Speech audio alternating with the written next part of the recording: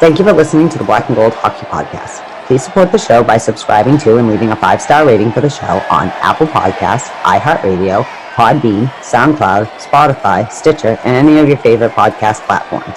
You can also support the show by going to our website, blackandgoldhockey.com, where there's always exciting articles by the BNG writing staff. While you're there, don't forget to click on the fanatics.com banner for a great sports fan shopping experience. Hey, are you done yet? We gotta start the show.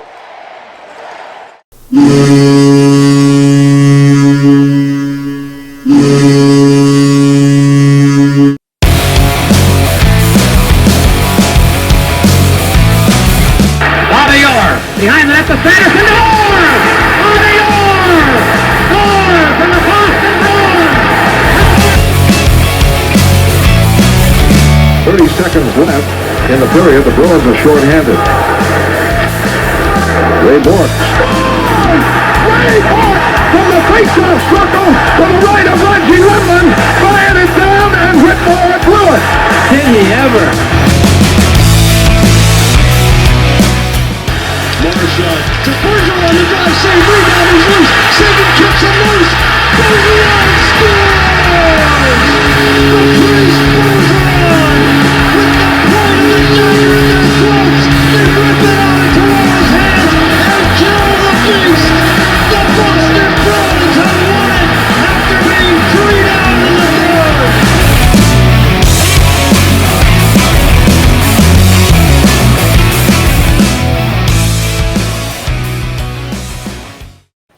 Hey Bruins fans, welcome back to the Black and Gold Hockey Podcast. This is episode 231. I'm your host, Mark Allred. We are recording on June 13th, 2021, and this show is brought to you by betonline.ag. Please go to betonline.ag and use code CLNS50 to get a sweet-ass sign-up bonus when you make your first deposit.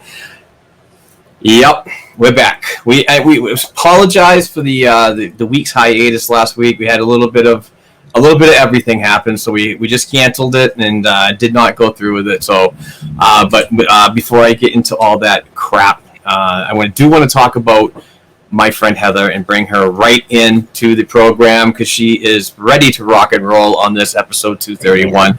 Heather, what's up? Nothing, what's up? I am trying to bring my smile, but that might be a little too much. I can bring my energy and I can bring me, but I don't know. I'm just trying.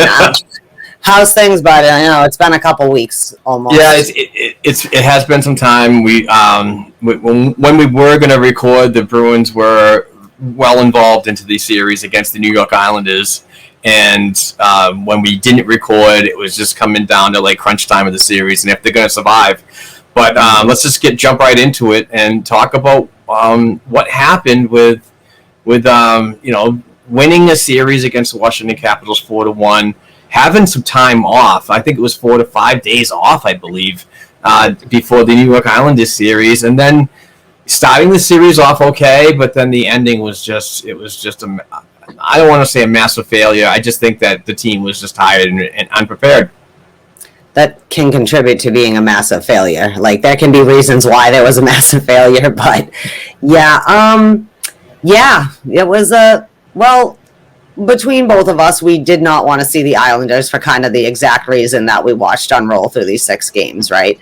The first 4 games were like a series should be, and the wheels came flying off in the last few games, just here, there, and everywhere. So I'll give it to those Islanders, though. They are a patient, very structured, very disciplined team. They just hover and hover and hover until they do whatever they want to do with you. But I don't know. Where do you want to go? What do you want to talk about specifically in the series? You're right. The first few games weren't so bad. We lost game 2, but still, it was a series. We were playing exactly the way the whole series for the year went. Go ahead. What are your thoughts? I just want, like I said, I wanted to touch on the first series against the Washington Capitals too.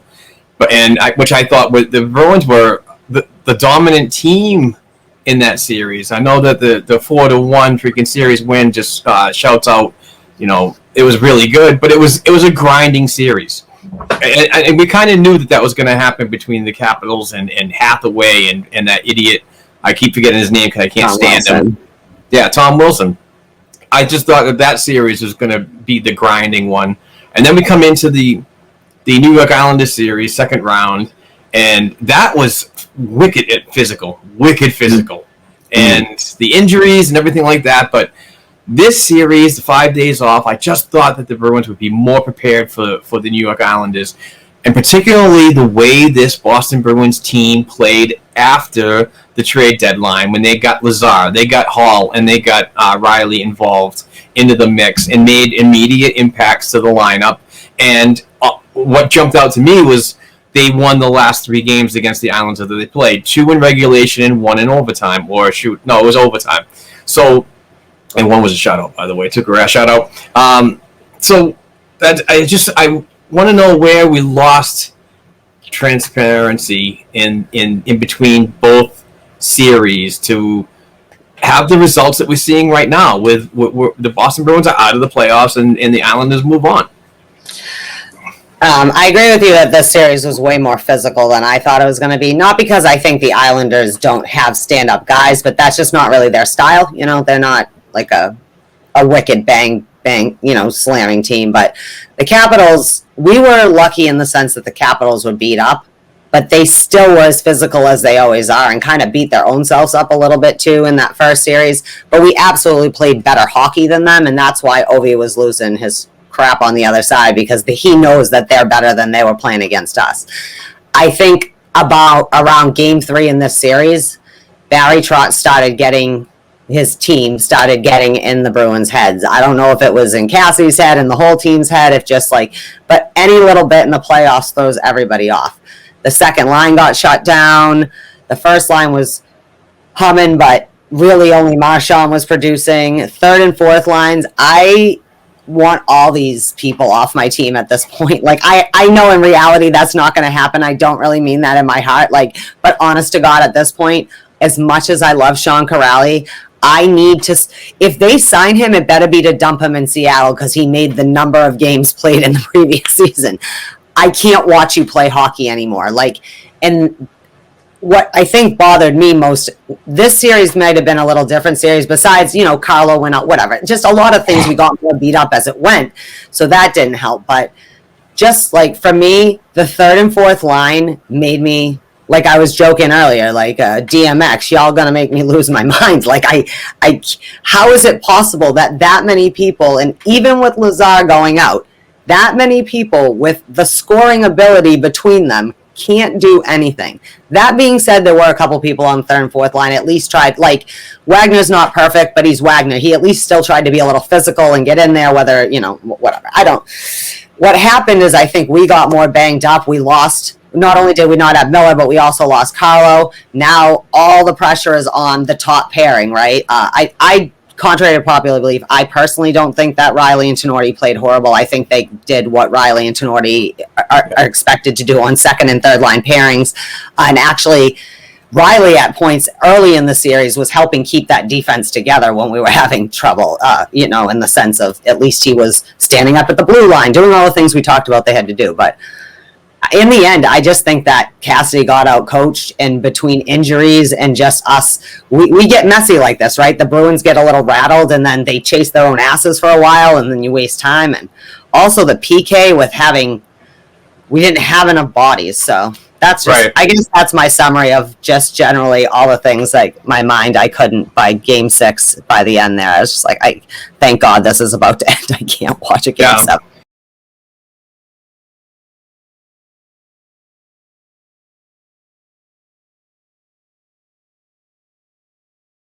Yeah, one thing that you talked about earlier was being outcoached, and this is the prototypical Lou Lamoriello, Barry Trotz type of freaking mind fuck. And I dropped the first F-bomb on this one. You didn't. No credit for you. It's like that 1-3-1 defense. It's just, what is it with this that completely devours the efforts of the Boston Bruins? And it's not just the Islanders. It's not just the New Jersey Devils. It has been the Ottawa Senators in the past, particularly in the first round of the playoffs not too long ago when they moved on a team that was, basically not even supposed to be in the playoffs.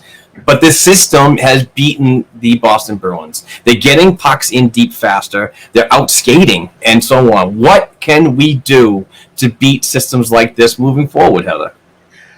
I'm not sure if the way that our system's constructed, you really can figure it out. I think that's what's shown. We lose to Jersey, we lose, and all the places that we see today, it's still sitting there, this defense that just drives you nuts. But I think part of it is that we're so reliant on the ability to make our lanes and get our passes exactly clean and crisp when we want, and that's when the Bruins are their best, right? That's when it's, woo, Sellies all around, everyone's getting points, la, la, la. But I think they get frustrated with, like, the Islanders, because the Islanders are not giving you any space. They're not going to allow you, they're not going to stand there and let you do whatever you feel like doing on them. That they're not, we do that sometimes too, right? Like, we're always like, move, do something, make a move. You can't just let them decide what's going to happen. But I don't think that with Cassidy's kind of, with the quick shots or too many passes, that drives us all nuts, whatever that style, you can't figure out this type of defense, because they call it trap shutdown defense for a reason. Yeah, like, exactly. This type of defense doesn't allow you to create the space you need to create the lanes that you want. And the Bruins are so reliant on just being the quickest passers and shooters, and that's how they get it. I mean, even during this series, I do have to say they did at least put someone in front of net and try and get some tips, because they knew that's how you have to on Varlamov, who is phenomenal to watch goaltend too. This was a goaltending series too, and we can talk the Tukes later, but generally, like, the first few games, it was like these goaltenders, the goals they did give up were kind of, a few of them were like, these are not goals these kind of goaltenders give up a lot. But then there were I don't think people talk about enough of all the saves that were in the series on, like, Varlamov helped keep them in, because there's plenty of times that we should have scored that we didn't. I think that's part of the problem. If you have this kind of defense in front of a really awesome goaltender, you can't figure it out. It's just, you got to wait for that dirty, rebound or whatever you need. That's how you're going to score, not your point to out to point. So sorry to ramble. I just had it all built in for like a week now. One thing for me that I noticed, and one breakthrough moment for this Boston Bruins offense coming from the top line that drove the Islanders series. The second line was completely shut down. Krejci, Smith, and Hall. Was the Islanders defense, and that shining moment was Brad Marchand when he took initiative to go straight up the middle and just make that Islanders D look like Swiss cheese and fake out Varlamov and go to the backhand. And I believe that was a tie-in goal. I'm not totally sure on this, because we're doing an off the cuff kind of open discussion. There's no agenda. So I really wanted the rest of the team to look at that and say, that's what we have to do to this Islanders team moving forward. And that's what we need to do to a goaltender that has seemingly beat our fucking ass all year and continue to do so to win the series, and that's Samuel Varlamov. I wanted to see the Boston Bruins look at that up and down that bench and say to themselves, Brad, that's a perfect example of what we have to do. This Boston Bruins team, to me, and what I found was most frustrating, was they continued to go from the wide in and not up the middle more, and try to expose the Islanders defense a little more than they should.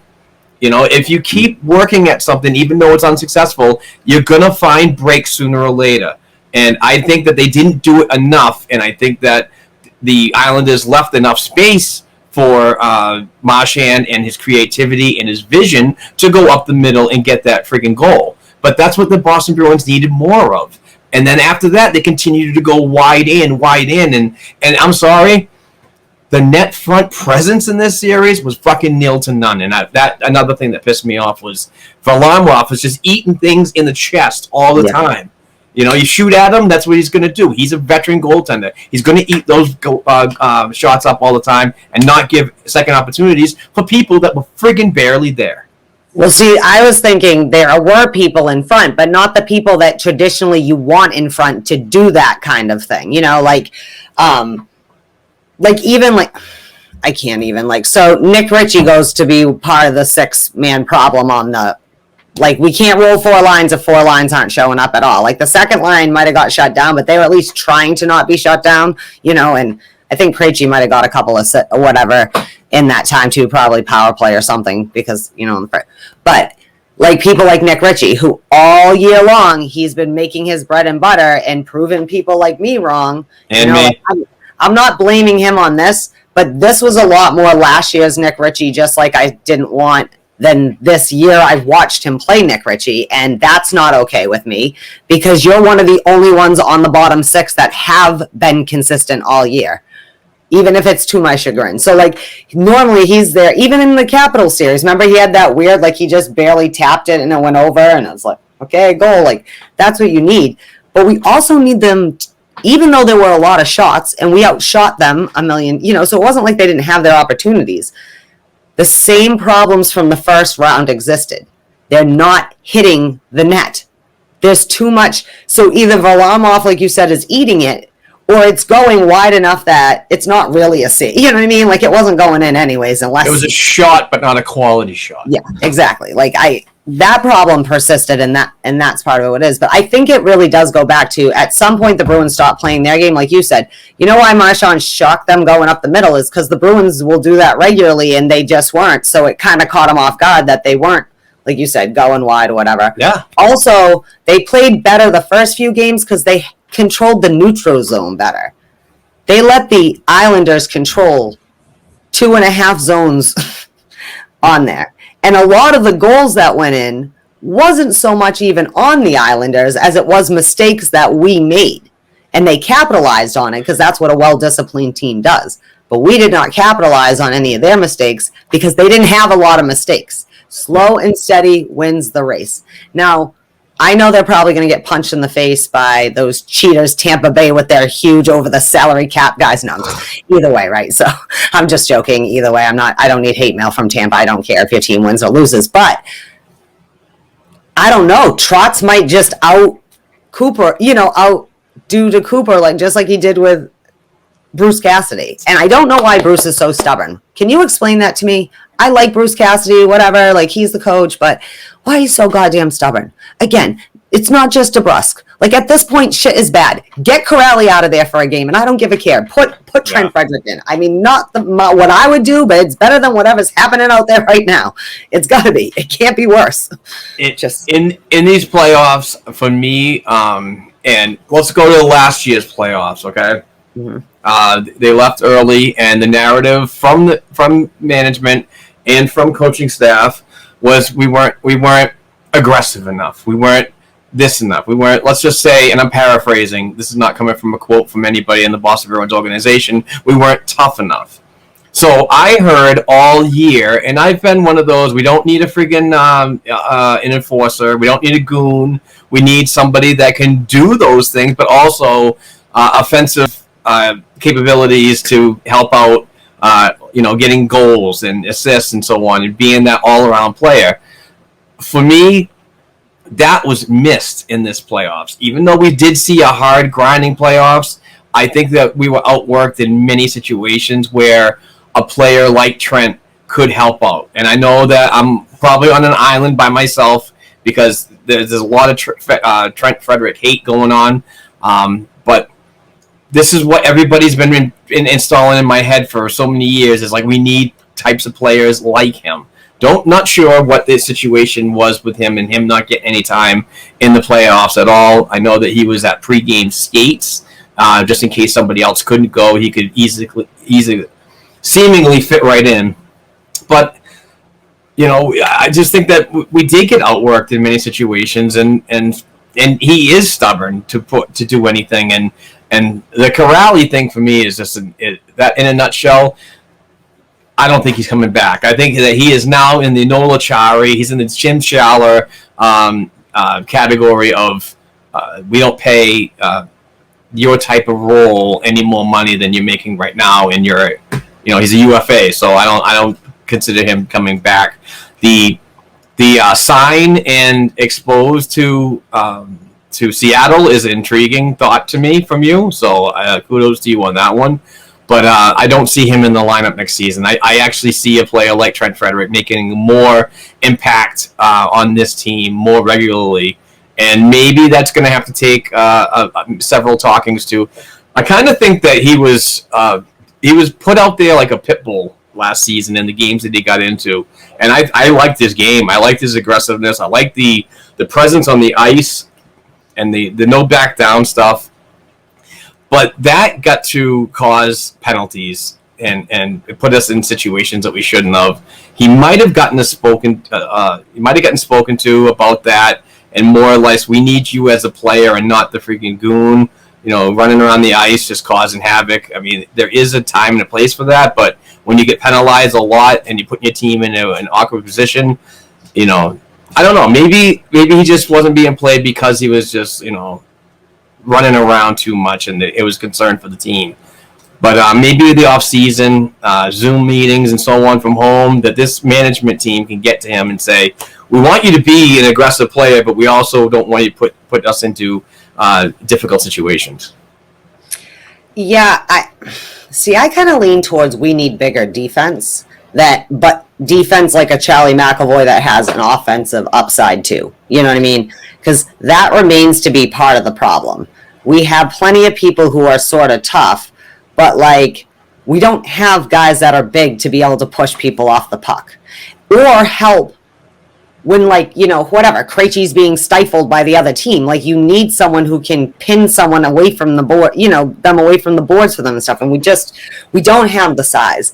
And I hate to be the bearer of bad news, and I'm not trying to be prospects, but I'm telling you right now, these kids are not ready or aren't going to ever be the core of this next new team. Not all of them. I'm not naming names. I'm saying generally. The kids we have around. So I just mean this offseason, we need to be careful, especially if you say don't re-sign Krejci and people like that are huge cogs in the system. These kids, it's going to get a lot messier before it gets better. Just not because the kids, I don't think, tried hard this year. I think they did. I think they had decent rookie seasons given the circumstances. So that's what I mean. I don't want anyone to think I don't believe Trent Frederic is going to be part, that might be. But if that's the case, the Trent Fredericks of the world really are going to move up, then that's where we need to spend the money elsewhere. They need to have another veteran center. Charlie Coyle isn't cutting it. I hope that he gets it back together. But I also, if you can guarantee me a well put together center, you might have to package some of these people, whether it's a few prospects here and there. I mean, we have an extra 7th round draft pick we could maybe give somebody. But that's what I think, though. I think we need to really look for a bigger defenseman and another big forward of some sort to help with the situation, especially because Richie is supposed to play that role too, and he disappeared, right?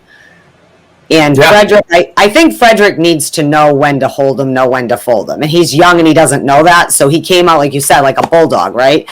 You need to make sure you figure out how to get him like a bulldog that's just protecting the house when they need to, not one that's just trying to bite people to go by kind of, and rein that in. But I mean, it is going to be a decision though, who's staying and who's going. If you get rid of some of the people on the 3rd and 4th lines, who really can step into the role? Not you hope they can, not that you can't, but Zaboro and Lozano are a good example. I think that the kids did all right for their first season given the circumstances. You had Miller in and out, Carlo in and out and things like that. But in the long run, they are not ready to be your starting defenseman yet. Maybe 1 or 2 of them, but we can't have 5 people bump up. I like Jack Ashani, he's going to be awesome, but he can't be our new.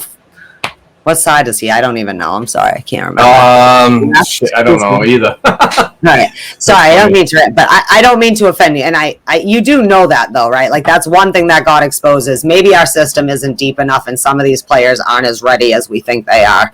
So that has to be factored into the cap. Yeah, this offseason. There's so much that's going to go into this offseason, and I think that let's get past the COVID talk. I think that before then, when they were considering Don Sweeney and his longevity in this Boston Bruins organization and moving forward, I think that it's not a good time right now to talk about let's get rid of Neely, let's get rid of Sweeney. I really want this offseason, the draft, free agent signings, all that's going to be heavily looked at, and add on a dose of a really good 2021-22 regular season when we all get hopefully back to divisional play. We see some teams from Canada. We'd like to see that soon. And some other things that are going on with this organization with UFA and RFA signings and blah, blah, blah. You know, the stuff that you get done all the time. And after next season, that's when you say, okay, where do we go from here? When everything was back to normal and we're back on track and this and that. If we fail and not make the playoffs, I want to see changes in management. This would be definitely the time to do it is next season, not this year. So right now, I'm not calling for the heads of Neely or Sweeney, but I'm putting a heavy accountability on the players and what happened this year. I also want to take a little bit of a jab at Bruins management and just say, conditioning. What's going on with conditioning? It didn't seem like we were completely ready for these rough and tough playoffs when you see this increased grind style in the postseason. I saw it in the Washington series, but I wonder if that Washington series was the pinnacle of pinnacle's probably a bad word, folks, but the time that they had with that Washington Capitals team, and they didn't have anything more to move on to the Islanders series. So it was physical. I get it, but I want to say if you had to put a fight card on it, who would you think was more physical in this Boston Bruins New York Islanders series, Heather? Boston or the Islanders? All day long, the Islanders, which is ridiculous because we're the more physical team by nature. Yeah, I get you. We're not going to use the BBB freaking narrative. I hate that. We're a new team. We're moving forward, different generation, but that is still a part of the game that needs to be addressed. I always say you still can be the big bad Bruins. The difference is, though, you have to figure out what that means to be the big bad Bruins in this era. You know, so like I said, more Charlie McAvoys of the world, or who, you know what I mean, or. I don't know. That's what we need bigger for. Like, I don't feel like we have big forwards. But we do have some forwards that play real big. Talking to you, Brad Marchand. Let's talk about him. What his thoughts?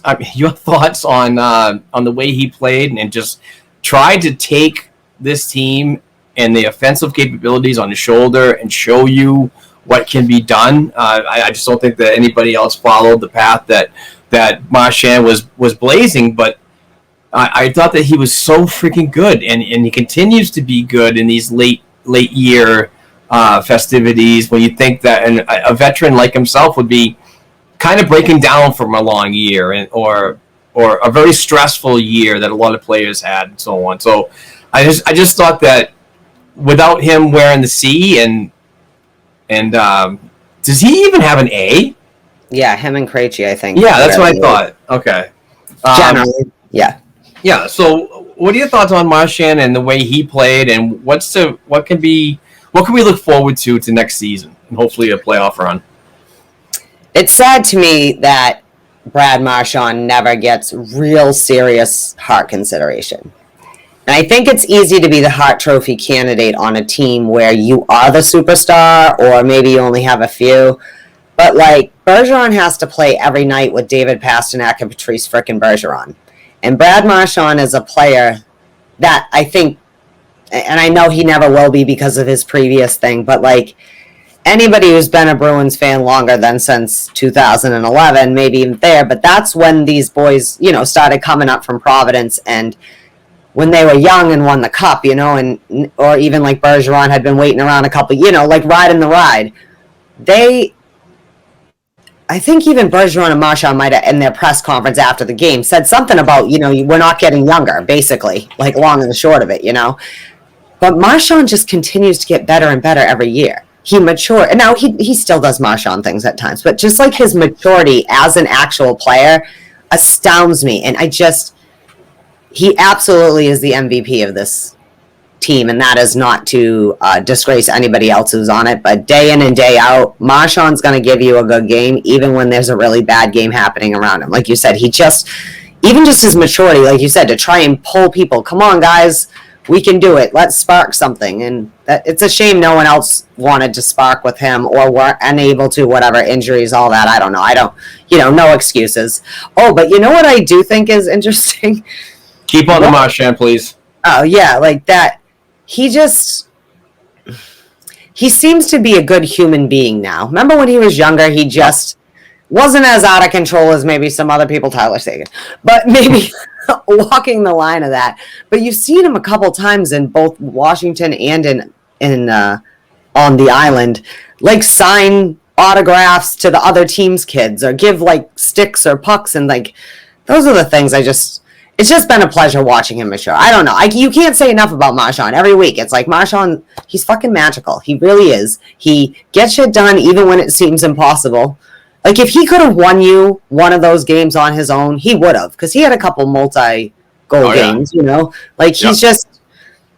I don't want to say that he should have the C. Obviously, Bergeron's earned that. But Marchand's here longer than Bergeron is as of now as they're signed. And he may be, you know, we all say McAvoy or whoever, maybe Carlo if he's around. But Marchand might very well be at least a one-year captain of this team before all is said and done with him. So I expect him to get over 100 points because that's what he does. Great segue right there, Heather. I want to go back to the 14-15 season talking about Brad Marchand. He had a 42-point season in 77 games in that year. Then he had 61 points in 77 games, 85 points in 80 games, 85 points in 68 games, 100 points in 79 games, 87 points in 70 games, and most recently, the 2021 campaign, he had 69 points in 53 games. So, to me, he is getting better as he ages and so on. And I think just that narrative right there, and just because you're not a McDavid, you're not this, you're not that, he should be considered into one. I don't know how much longer we can talk about this because he is getting older and so on, but I would like to see him get the recognition that he deserves. I think he's a winger that has proven that he is a Hart Trophy candidate. I don't understand why players that are not like league freaking superstars in their names are getting consideration, but a player like him who does everything, not just freaking score, not just north and south, gets in there, grinds, really helps his team out and so on, is not getting the benefit of the doubt. The only thing I can think of is like some of the BS that he's pulled in the past, you know, just like there are certain people who will never get in the hall because their personality isn't liked by the people who make these decisions, you know. We all know who these people are. Look them up. You probably have a favorite out there somewhere. As we talked about before, the hall can be picky, but Brad Marchand is a complete player. And even if you don't let him win it, it is ridiculous to me. Like, what are the other hockey people watching? Do you know what I mean? Like, it's... Because who votes on that? I can't remember off the top of my head. I don't know. Obviously, not the right people. Yeah, but it is ridiculous. But that's all right. He's well on his way to... He has a career he doesn't have to speak for. And he has changed his ways mostly. Unlike other people getting fined on the team. No, I'm just kidding. Like, yeah, I don't know. Marchand's awesome, and I expect that he'll be up on a pace for another 100 points. You know, that's what he's been trending at. He even had a couple years ago, he had that 29-goal season, but he got himself suspended, and then he missed it, I think. Or it was like 20 or something, and then he missed the last few games, so he couldn't get it. I don't remember what year that was. Maybe I don't either. 18, maybe? A couple years ago. I'm all confused. Doesn't say it on the stats, but... All right, moving on. Where should we go now? Should we talk about goaltending? Well, first I wanted to ask you, there's been a lot of talk about Brandon Carlo. Like, have you seen a lot of, like, he should just retire? And I'm not really jumping there quite yet because, you know, let his doctors and Brandon Carlo and his future wife figure all that out, what's best for him health-wise and not. But I just wanted to ask you what your thoughts are that.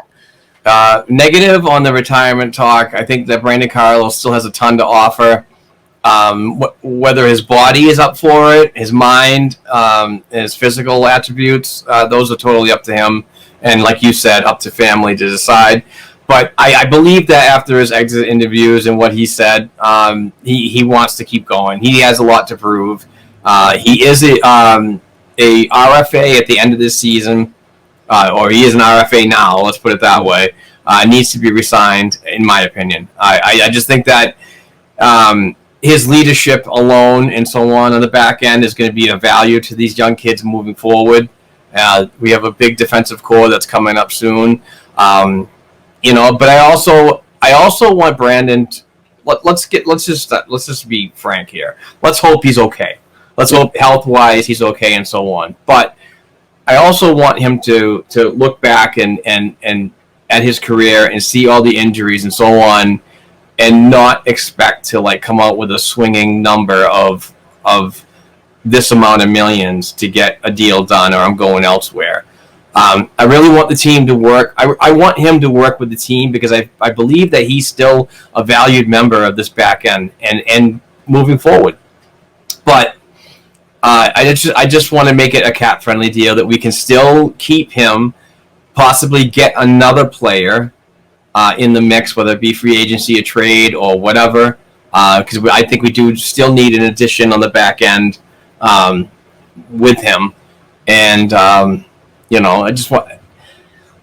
pretty much just want to see him back in the fold, but not at a crazy number, to basically keep the low spending idea going, because when you have available cap space during the season, that's important too, because you can work with it.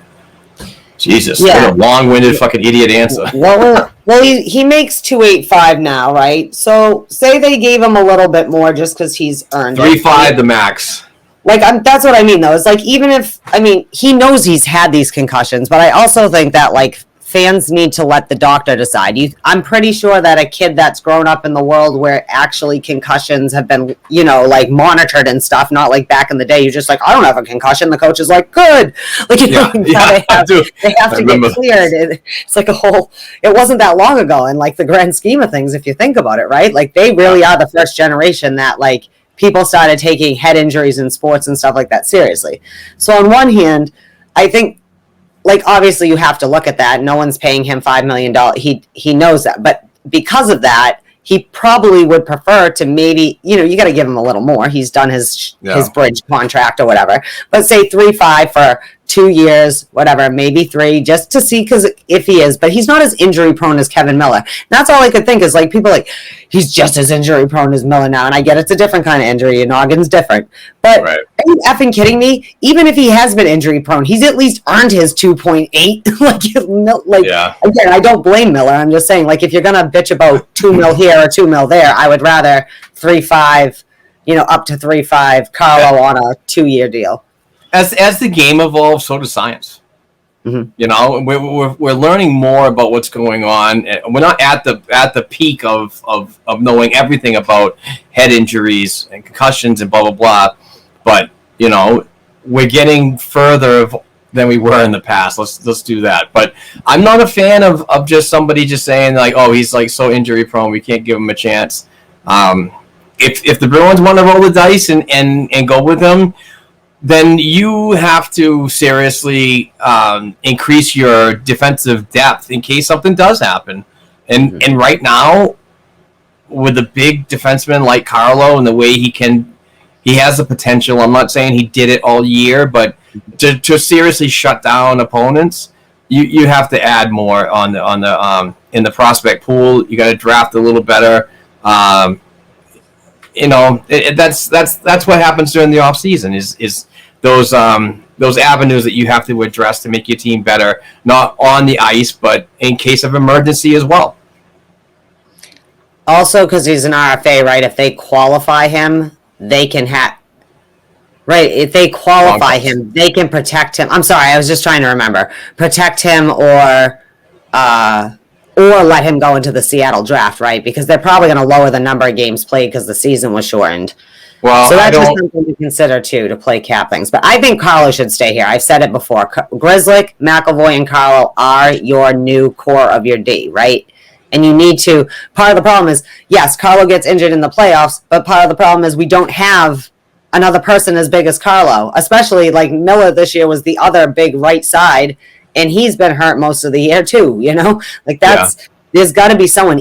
But like you said, even in the depths, even though we have some nice defensemen down there they're still not popping up and being the size of McAvoy and Carlo and Miller. They're big boys, and we need to get somebody, whether via draft, trade, or whatever. But I think overall Bruins fans get concerned, though, because we've seen oftentimes that doesn't happen. You know what I mean? Like Sweeney did it to us last year. It's not a concern. It's a freak out. It's like, oh, this guy's so soft. Get rid of him. It's like, he's got a friggin' head injury, man. It's like, come on. Sports can be just an outlet for people to be such douchebags. And he said he was feeling fine off ice. It was more on ice dizziness, which he isn't that far removed from getting the concussion. Also, that concussion he sustained definitely was his size contributed to the fact his head hit that, as opposed to necessarily being like someone gave him a headhunt, like how he got injured not that long ago by Wilson. So. I will say, and I did want to say this last week, but we were, shit happened that. Carlo put himself into a position to get the bunt of that hit. I'm going to be honest with you. I'm not saying that he should be at fault for turning. There's a lot of times players do that pivotal movement and show the numbers to protect the puck. It's a thing that hockey players do all the time, but it also puts them in a very, very bad situation. But I'm not blaming him like some Bruins fans. Like, why did he turn? He didn't have to do that. I don't know. But I'm not saying that it was his fault that he got hurt and so on. But he needs to better protect himself in those situations, if I could say. I do want to touch on one thing on Puckpedia.com. Brandon Carlo is an RFA, so he doesn't have to be exposed to the expansion draft. I'm not sure about that. I need to look into that. Or protected, sorry. Yeah. And he's got arbitration rights. So. But I can't see him wanting to. 24 years old. I don't think this guy's career is over yet. Come on. I think it's hard to judge because it hasn't been that long since he got the head. But if he's saying he feels fine, I just come back to why don't we let the players and the medical professionals figure that out? I like that idea. I understand there's reason to be concerned. Head injuries are scary and important. I agree with you too and Carlo would probably be the first one to say, when you put yourself in the more. I don't think he realized maybe the momentum or how hard he was going to get. You know what I mean? And you could see he was stunned, obviously got stunned, but he was probably a little stunned just the fact it happened, because it probably not how he imagined if he absorbed the hit it was going to happen. So you're right, you got to protect yourself. But he's young. If the neuroscientists and stuff think he's okay, then Carlo's he's never going to be Charlie McAvoy, but that's not why we've let him play since he was 19. It's because he's steady, and he's big, and he generally does his job in and out. He's not the flashiest defenseman you have, but he is one of the most steady things when he is healthy in your lineup. So, all day long, if we're throwing money at injured right defensemen that we want to retain in the system, it's Carlo over whatever. But that's the one thing that is interesting about our offseason is we have a lot of UFAs and RFAs, which means that puts us in a unique position in the Seattle dump, because you don't have to sign the UFAs. No one can even talk to you. You know what I mean? So I need to figure out when the expansion draft actually happens, and then we need to do an expansion draft special before then. So I believe it's somewhere around the 21st of July. Okay, so we got free agency. That happens, then the regular draft I think is the 24th and 25th or something like that, and then July 28th is free agency opens. I do know that day because we have the rights for the UFAs until that day, which is after both drafts. That's as close as I can remember from my obsessively looking at the key dates of the 2021 NHL season, but the protection was to do the 14th or something like that. It all happens in rapid succession because they're supposed to award the cup by the 9th of July. All right. Do you have a list of of those things that need to be done? The dates? Yeah. Send them to me. All right. Yeah. Yeah. Awesome. I'm gonna put them on my whiteboard as so I can just look at it and be like, oh, we need to talk about this week, and then we need to talk about that the following week. So. Oh, I have all of that. I just don't have it on the desk because, like I said, we were just going to unload our brains. We were just processing. Exactly. We don't need stats, numbers. We all saw it. I actually did want to ask you, though, Not because we blame refs or do whatever, but isn't it weird how, again, we've seen more goal officiating just generally where, like, some things are $5,000 fines, other things that are the exact same thing are not $5,000 fines. We've seen things be suspendable and not suspendable. But Bruce Cassidy, Mr. Like, pretty, like, I get Torts gets himself fined and banned from talking bad about the edit, but, like, Bruce Cassidy, hey, NHL, maybe pay attention. You've had one team already sound off to you about part of your system. Not saying that's right, although I did think it was hilarious and spot on at that particular time. Yeah, you get fined for telling the truth. Cassidy didn't even say anything. Like, the whole thing is he totally did it in a polite Bruce Cassidy way. Like, as he's like this official, but I know these guys, they're good guys. Like, he's totally being a nice Canadian about saying, fuck you, buddies. Like, dude, he went all around the whole thing to, like, say something bad, right? Throw to raise a red flag, but then, like, let me cover up by saying, you know, hey, it's a well-coached system over there, but, you know, hey, they're freaking cheating, or, you know, blah, blah, blah. Yeah. But, yeah, to get fined for saying stuff that actually is happening is not a big deal, in my opinion, but it does need to be more better known to the league that, you know, you need to hear this stuff. Let's not fine people. Let's get better at officiating, because it continues to be a shit show every freaking year, whether it be the regular season or the postseason, and it still drives me absolutely freaking crazy.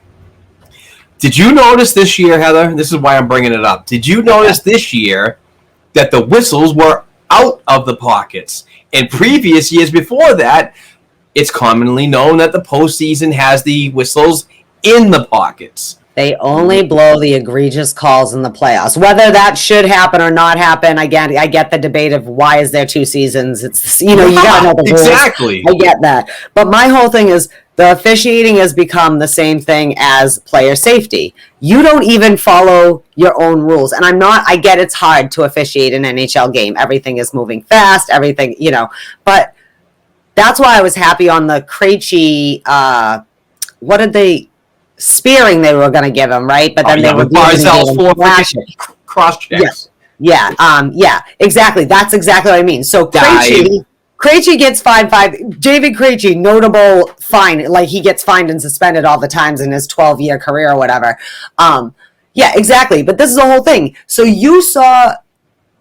You apparently didn't see. You ended up seeing the part where he sold that shit, because even at the time I was like, I didn't see an angle that shows he got speared in the nuts.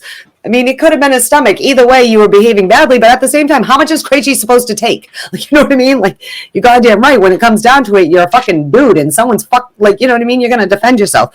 But the league, it's interesting. They never make meaningful changes to be better at officiating. Like making a consistency of what's this versus what's that. They only like to fine and get upset when you say bad things about them, when their feelings get hurt.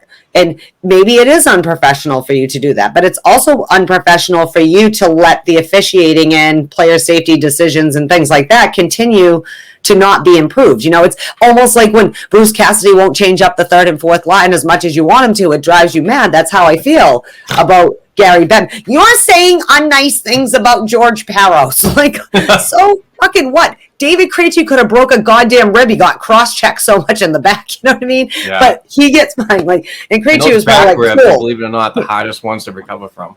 Yeah, and that's what I mean. It's like I just think, and then Bruce Cassidy, notable Canadian nice guy, trying to be disparaging, but in that nice Canadian sorry kind of way. Yeah. You know, it does suck, man. But the league does have to get better, and I really wish the league would like notice the efforts of. Have you ever seen Scouting the Refs and the product that they put out? I don't follow them on Twitter.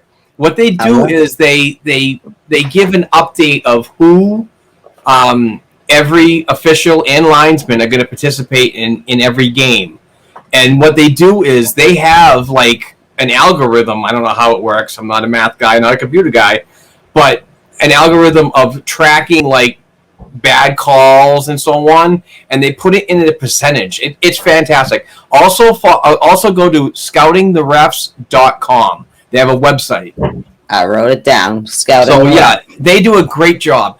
That's the type of shit that fans are doing right now. That's the type of shit that the league needs to stop paying attention to. And that's the type of shit that needs to be freaking looked at, evaluated for future work in the NHL. If you are a Tim Peel and on a hot mic and you're well known for, the makeup calls and so on, which you basically got fired, even though he was going to retire a month or whatever. But still, if you've done it once, you've done it so many times before. There's no doubt about that. It's happened. Players have talked about it and so on. But we move on because it's the NHL and basically like it's almost like it's like government. You can't say anything to government because they'll come raining down with $25,000 fines. Yeah. They'll find the shit out of you and maybe drag you to officiating jail. Like, yeah, fuck Tim Peel. But at the same time, he just caught on a hot mic of the shit that everybody knows goes on anyways. So like, you basically, he was gonna retire, and you literally put him on like paid leave for the last 2 months of his career after you letting him be that official in your league all those years. This is what I don't understand, is why is everyone but the officials, Gary Bettman, Bill Daly, and George Peros, or whoever's holding that role in player safety, are the only things that can't be criticized in hockey. Exactly. Criticism isn't always bad, Gary. Like, I'm not saying again, and especially with Bruce Cassidy, he didn't even say anything that bad. I know. He was very polite about it. And the fact that you're talking to a player who's a former player right now who has the freaking highest seat in the NHL player safety, George Barros. Mm-hmm. Yeah, who's done all this shit in his past. He should know exactly what to find and suspend. He's an expert in the game. I mean, this is the same guy that didn't want to give anything for the Brandon Carlo hit. He didn't want to fucking fine Tom Wilson for hitting him and getting a concussion. He was like, why should we fine him for that? But somebody overturned it and said, no, we need to do this. So you got overseen by somebody else in the league, which I'm probably Gary Bettman. I don't do a very good Gary. Gary. I mean, Dangle does the best Gary Bettman. You know what I'd like to say, though? We're not the only pathetic fan base. We get reminiscent about the good old days. For us, it's 2011 at this point. Because I saw in the last week, it was the Blues Parade it was like the anniversary of the Blues Parade and the anniversary of the Washington Capitals Parade. And I was like, yeah, sad. At least we took them out this year. Like, at least we beat one team. I can't, but yeah, Krejci and Cassidy got fined, and Nick Ritchie got fined, right? For an elbow, yep. Yeah, which probably deserved. But, I mean, again, there are plenty of things that probably could have been fine that came from the Islanders because they were way more physical than I remember they had been. Sure. But, yeah, I just... But nothing on Matt Barzal for all those freaking high freaking...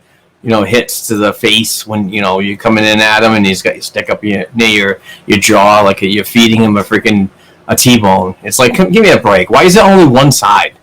I have to be honest. Matt Barzal is the Islander I least noticed on the ice. Like, I don't think he was as good as Matt Barzal really even is because they have a lot of talent on that team. Do you know what I mean? Whether he was scoring or not, the Islanders were still playing the same game. You know what I mean? And I agree with you. Like, why can't he be punished? Like, because he's the future of the NHL. That's the face you want to protect and so on. It's so stupid. Well, I would like to protect Krejci's face because I love him more than that. I want to protect Krejci's back because sometimes, believe it or not, I know the haters out there don't like Krejci much, but I know Chris Blackey of the Big Bad Bruins Hockey Podcast will agree with me that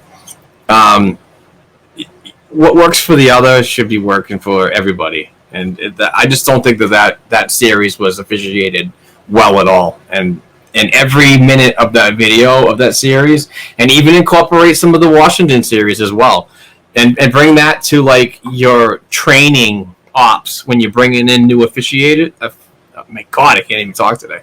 Officiating crew, the next generation of zebras. Mm-hmm. Those are the types of videos you want to see. What you're letting go and what you're not. So it's got to be better. It definitely has to be better. Didn't have conflicting videos, they could do that. But if you pull out the video and what is an elbow that's finable, it will look different on two different elbows. One elbow will be a normal gameplay elbow, or I don't know. It's like high sticking. I want nobody to be smashing each other in the face with sticks. Keep your goddamn sticks down. Remember when they would call anytime you even looked like you were lifting your stick up anywhere close to over your hip line like that? That was the one thing that did get called, high sticking. Now it's high sticking in the face all the time, and that's another thing that you got to stop, because eventually then they're like, oh, why is there a fight breaking out? Well, I don't know. Gee, I wonder why. Yeah, it's because you missed something. Yeah, do something. Either should I get off the pot, NHL, on these things like this, because it does make a difference. Officiating can make a difference. I'm not blaming officiating. I absolutely, as much as I love the Bruins, and you know me, next year, looking forward to next year, because everyone kept asking me, how are you? Are you okay? I'm like, they've been playing since 1924. I'm good. They'll play next year. Everything's good. It ended badly. Maybe not as heartbreaking as how we were the best team in hockey, then COVID shut us down, and then we looked like absolute clusterfuck when we got back to the bubble or whatever. Maybe not that painful. But I would like to take a minute. I know we're not going to talk about contract and stuff. We'll do that at a different time. But I just want to say, David Krejci, if you're out there listening, if that was your last game as a Boston Bruin, I am sorry it had to go down like that, buddy. I and Chris Brocky are team Krejci forever. Hashtag Krejci forever. Send it around, people. Hashtag Krejci forever. But, buddy, if that was your last game as a Bruin, I am sorry. And I feel for you. I can feel for you. Because you are the most underrated goddamn person in the last decade. And just like the soul of the team that just gets overlooked everything he does. But I'm sorry, man. I just wanted to apologize, Kretsch, for just pretty much everybody in the fan base that had to watch that shit go down. So we're doing this recording on Sunday. It is it's well past 3:00 in the afternoon, and the Islanders and Tampa Bay series just started. So before we go to a break, let's get some predictions from Miss Heather. Heather, what do you see in this series, and who's moving forward? It's hard to argue against Tampa Bay because they just have so many weapons, but I don't know. I think the Islanders might just have the patience and the coaching. They are much better suited than the Bruins were to take out Tampa Bay and keep them from going. Even if we won the series, we're not constructed to beat Tampa Bay. But I really, how boring I think the Islanders are. They confuse me because they're so great to watch, but also not. Glad we're not playing. It's already getting physical, and it's only been a minute. I really do think that perhaps they might. That on the flip side. Okay. I will say, sorry to cut you off. I will say that I don't want the Islanders moving forward. I will say that the Tampa Bay Lightning completely beat the crap out of these guys. That's probably what's going to happen. I hope it's a sweep. Yeah. Oh my God! Look at this is funny. Jesus, Pat Maroon is crossing the red line right now, and just oh my God, this is going to be a physical series. I can already tell. That being said, Tampa Bay should beat the shit out of the Islanders. They're not the better team. I just think they might be. If Tampa gets too arrogant, they could be in trouble. Do you know what I mean? They could be in trouble. They could stifle some of their people, but they have so many people. Just they keep rolling and rolling and rolling. Rolling. I mean, like Limp Bizkit. No, that's how the Bruins are rolling. Is like a Limp Bizkit. I'm just saying. Shit. Oh God. All right. Let's take our halfway point break. We're going to hear from the awesome Bruce Sullivan from Boston Sports and Music Memorabilia. He is a great person. Provides us audio and video of the fantastic products that he has for sale that are Boston Bruins related. Hand-signed jerseys, hand-signed photos, and hand-signed pucks from Bruins current players and alumni. So please check out this upcoming commercial. Listen to it. Get the information needed to spice up your fan cave because he's got some awesome items for really cheap prices. Hand jerseys for like $80, $90, $100, and it's hand signed by a player. Great prices, unbelievable. You can't find these prices anywhere else. But besides me saying prices all the time, we're going to take our break and hear from the awesome Bruce Sullivan. We'll be right back, folks.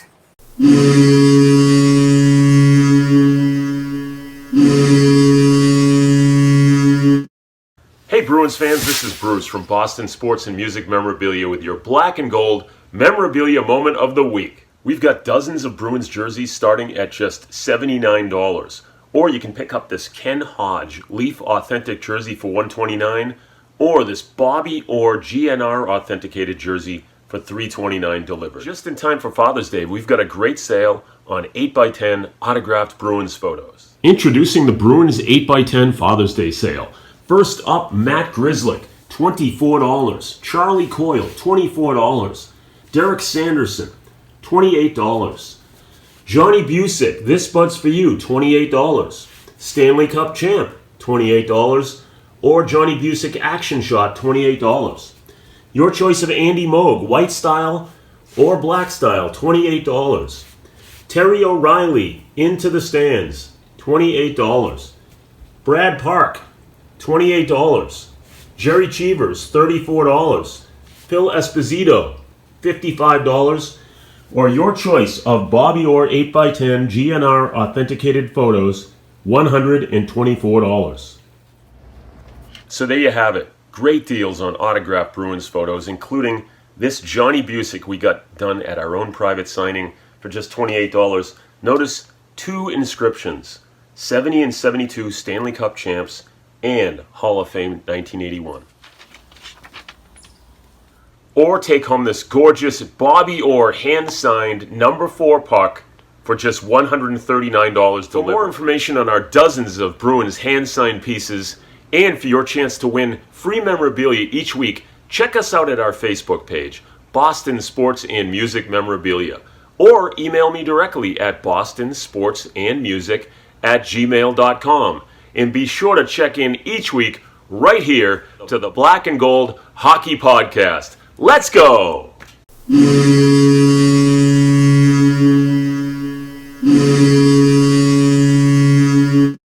Hey Bruins fans, we're back from our break. We just heard from the awesome Bruce Sullivan from Boston Sports and Music Memorabilia. Please follow his Facebook page and email him if you got his email address. If not, rewind this and write that shit down for the YouTube viewers. Hear it again for the audio listeners. He's a fantastic person. And if you just go to his Facebook page, you could see how authentic these signatures are because he has video proof of Johnny Busick signing jerseys, Bobby Orr signing jerseys, and so on. He's got the complete truth, and I'm telling you, the prices are unbelievable. If you really want to dress your fan game up, this is the guy to freaking do it. So we are back talking Boston Bruins off-season hockey, unfortunately, watching the Islanders right now play the freaking Tampa Bay Lightning. Suck it, Islanders. But anyway, why don't we just jump right into the goaltending talk for the Boston Bruins, because that seems to be a narrative after these playoffs are done for this team. And where are we moving forward with Tuukka Rask as he's a UFA? And the rumors are he's going to sign.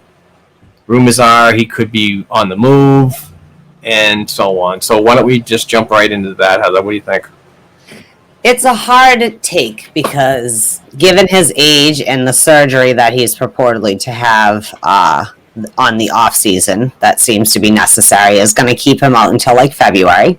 So clearly Tuukka Rask is not going to be the starting goaltender of this team, whether he goes or he's signed, at least until that time. I think that he will probably be re-signed, but just like we talked about with Krejci at like half your current salary, you know what I mean? Maybe even less, say, with a goaltender, because it's not, after half a season, it's not your job anymore. You know what I mean? It is, but it isn't. It's not the same as like a normal, your goaltender has to step away for something for a little bit. I think it would be idiotic to not keep Tuukka and or, I guess I'll throw that out there, to go and get a veteran goaltender to become part of your tandem.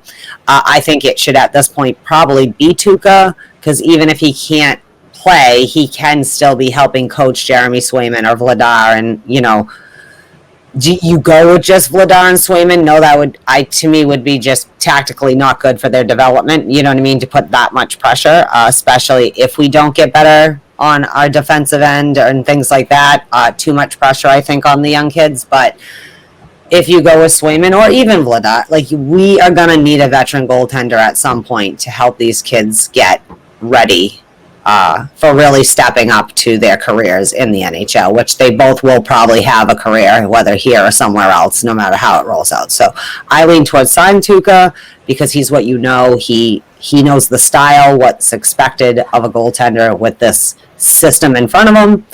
But I can also, not the people who hate Tuukka no matter what, but I do have to say Tuukka did not play as bad as everyone act. Like, he definitely did the last few games, right? I don't think if Swayman played in Game 6, it would have made a F of a difference because we looked like crap from everywhere but maybe Brad Marshawn. You know what I mean? Yep. But that would have been just calling it in. And the Islanders would have known it and definitely would have capitalized even more on that. Like, do you know what I mean? Yeah. And I don't want to do that to Swayman or Tuukka or the rest of the boys. But I don't know. I do think, though, you can't not have a veteran goaltender. Like, obviously, we're not going to probably sign Yarrow, and I think Yarrow's probably ready for retirement anyways at this stage in his career. I don't know. What say you, Mark? I think that some people are burning down the house, but some people do have some reasonable points about Tuukka, his age, and the injury. To be honest with you, when it comes down to this narrative, Heather, people are just looking at, like, a single lane highway, like, you know, this is it and so on. But you really have to come at this as several different angles. Yes, the idea of bringing Tuukka Rask back and nurture some of this younger goaltending crew, like particularly Jeremy Swayman, is a fantastic idea and so on. But when you look at it as a business aspect and a cap value, to me, I'm a fence guy. I love Tuukka Rask. I see value elsewhere. And in this particular situation, his value comes in his cap hit. I seriously think that we need to make more additions. I know free agency might be thin. I know the goaltending free agency is very thin.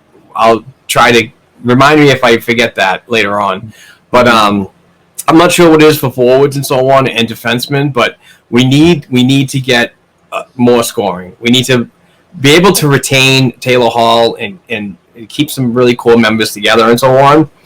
But we also need to make a huge addition on defense. I really think that we still need a forward, a defenseman, and now with the unknown future of Tuukka Rask, we should look at goaltending. There's a couple ideas that are floating around. I looked at I always say that, Puckpedia.com, and there's a really thin market when it comes to that. But one player I kind of am intrigued about, like Mike Smith. He had a fantastic regular season with the Edmonton Oilers, and he's a UFA this year. Could be a person of interest. They might look at the trade market, but with trades and so on, I don't know. I don't want to see pieces be relieved when you need them moving forward. I don't see Yaro Halak coming back at all because of pretty much what the attitude given losing his job to a rookie. I think that it was a sour taste in the room.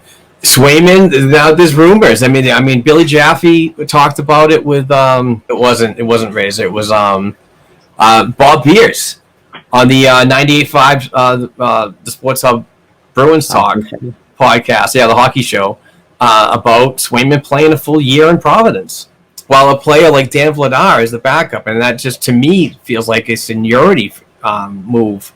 So the veteran goaltender coming in. Vladar, the backup, and Swayman a full season down in Providence. Listen, let's just get right to the point here, folks.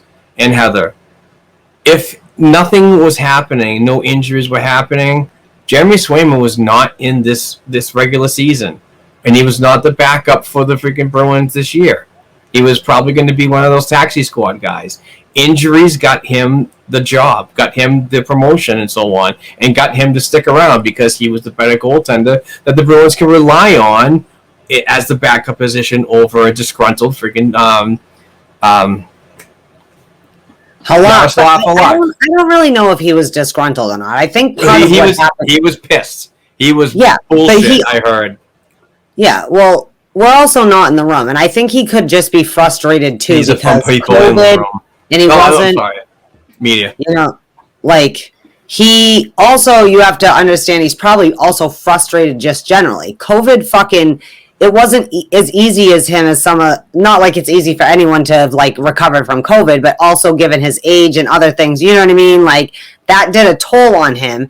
And I think it's not so much he would resent Swayman as that he resents the fact that he lost the spot kind of thing. No, but that's what I meant. I didn't mean it was an attack on another goaltender. Right, but what I mean is I was talking about him being an employee of a company that you lost your spot.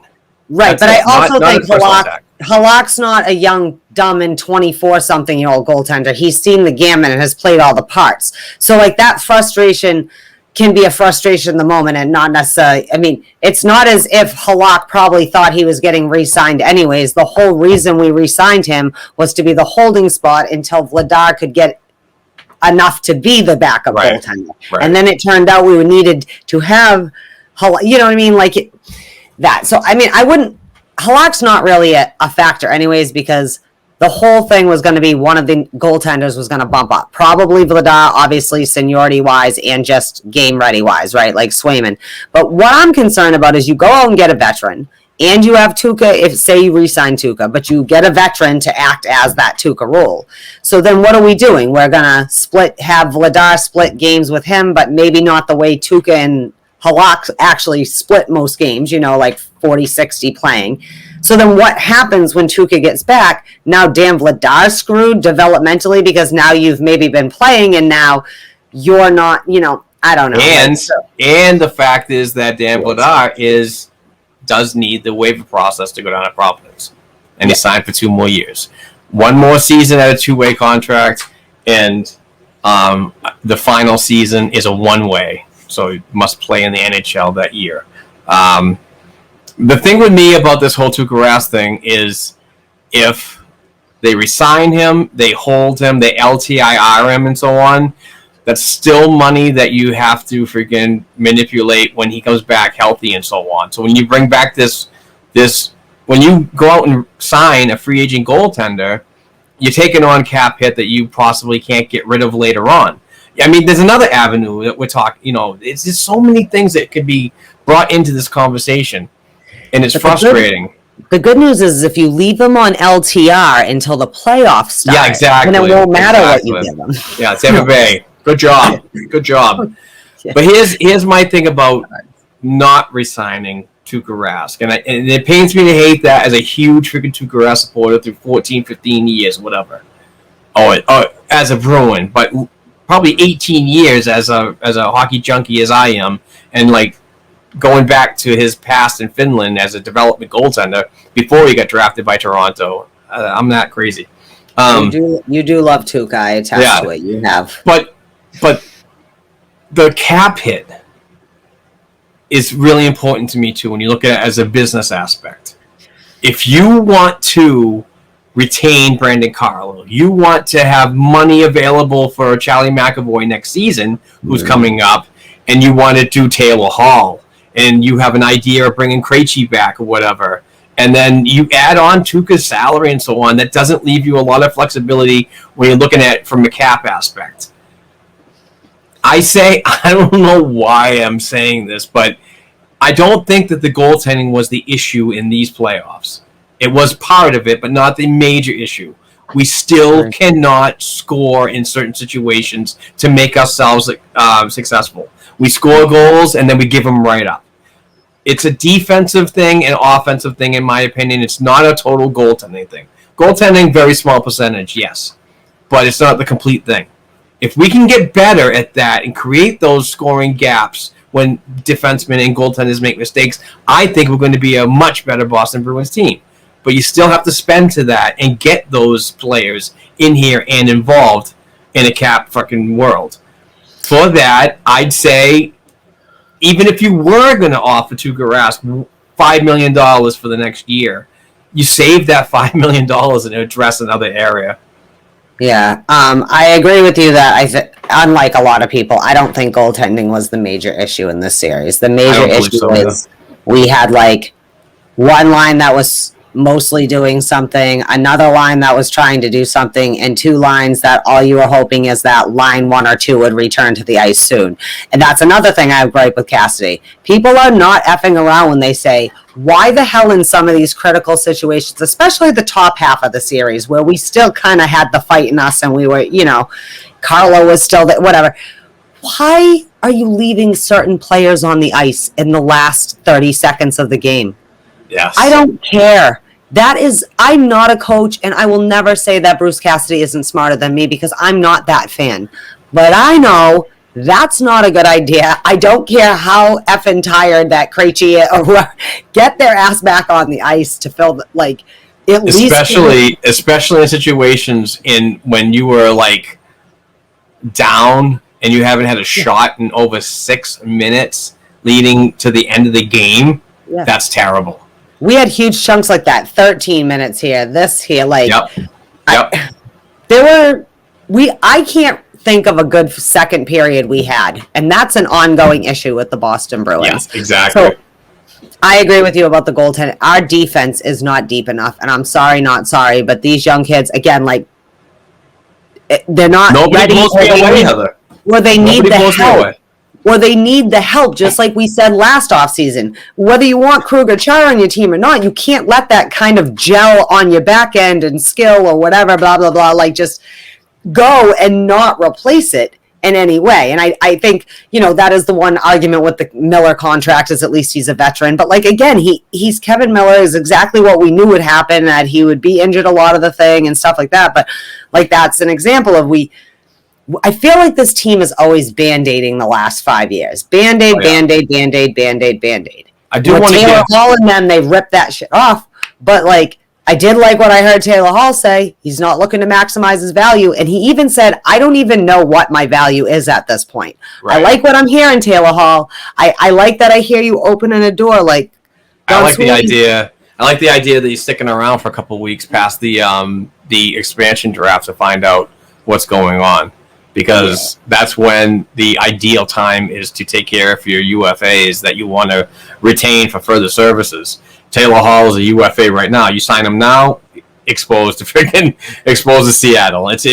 Don't do that. That's and for the fans that are saying, why is the Boston Bruins organization so stupid and they're not signing anybody right now? That's exactly why. You want to be patient on this stuff, because if you sign, they could come squawking in like a crow on the highway after some roadkill. I'm telling you.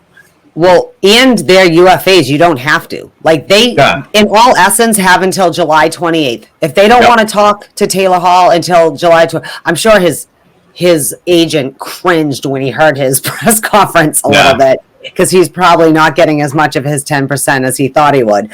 But I do have to say, though, they have to crunch the numbers. Because on one hand, it would seem absolutely stupid to not figure out how to retain maybe David Krejci for 2 more years, and Taylor Hall, like we talked about. You give him a little bit lower end. Let's see if you'll take the team-friendly deal. We'll give you a home for the next 3 seasons, right? Then we'll talk you making your money. Once the league's making money again, and we maybe someday have the imaginary. Isn't it amazing how every time the salary cap's supposed to go up, things happen? Now, no one can blame COVID on anybody but COVID, right? But it's always, or there's the lockout and it never goes quite up as high as they say. Things like, oh my God, just drives me nuts. But I think it would be insane to not figure out how to crunch the numbers to at least keep Hall and Krejci, because we now have 2 viable lines, regardless of what happened in that second series. They looked good the first series. Things were still happy, joy, like they had been since the trade deadline. They look like they're having fun playing together, a little bit of that brohood like the top line. You got to figure that out. I mean, maybe you got to figure it out tighter than you think you need to. But if you do not have the faith in David Krejci from the Boston Bruins organizational management view, whatever, and you want to move on like you have in the past with Krug and Chara, your veterans, if that's the path, the depth does not show that replacement is valid at all. You need to resign David Krejci if you don't do anything. If you have a plan, you better freaking do it through free agency or trade market. I don't see it in free agency right now. I haven't looked at it on the Puckpedia, but you need to at least get somebody at equal value, if not better, to work with Taylor Hall moving forward.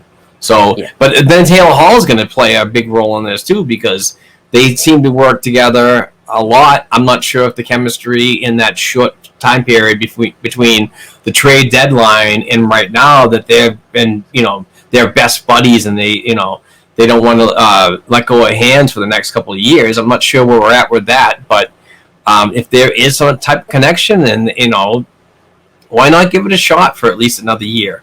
Work with Krejci on 1-to-1 years, and then work with Hall on long term.